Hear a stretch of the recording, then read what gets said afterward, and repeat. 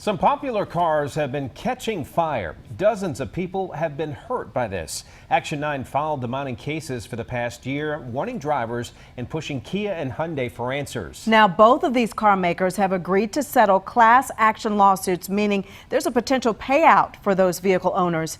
And Action 9 investigator Jason Stojenke is live tonight in Plaza Midwood area. We're talking about a $750 million collective payout. Jason? Yeah, Erica, a lot of money and a lot of vehicles. We're talking more than 4 million cars and SUVs, many of which could be on the roads right now. And I was just driving down the road and, had both hands on the wheel, and then I realized I had no power steering.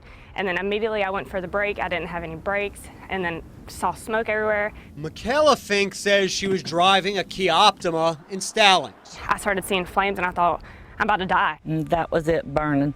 Debbie Morris told me her Kia Soul wasn't even moving. She says she had just come home from shopping and that the car was parked in front of her house. She says it burst into flames. All I could think about was it was going to blow up. The Center for Auto Safety, CAS, counted more than 230 complaints of Hyundais and Kias catching fire without being in a wreck. CAS says at least 6 people have been hurt in those fires. It pushed the federal safety agency NHTSA to investigate and urged Hyundai and Kia to issue recalls. In January, the companies finally did. In February, customers sued the automakers. In April, NHTSA launched an investigation. And so we were pleased to see finally the federal government take these Kia and Hyundai fires seriously. And now the settlement.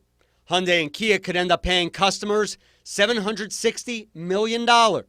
And giving them lifetime warranties, free repairs, and new software for their cars. My life has changed from a year ago. Every time I get in the car, I think about it. I met up with Fink a few hours ago to tell her the news. I'm really glad. I'm really glad that they're finally doing something about it. Now, both car companies released statements. Hyundai said this settlement acknowledges our sincere willingness to take care of customers impacted by issues with its engine's performance. Kia said this resolution is the result of good faith efforts among all parties to resolve owner concerns. And so, Jason, what happens now for people who've owned those vehicles? Yeah, Erica, if your vehicle is one of the ones on the list, at some point soon you should be getting a notice in the mail. Typically, at some point, there will be a settlement website set up with important dates. But as always, I'll make sure I keep you apprised of the situation. As some important date pops up, I'll make sure I tell you guys about it, okay? All right, Jason, thank you. We've also having a list of the vehicles that this settlement covers on our WSOC app, and that way you can take a look now to see if yours is on that list.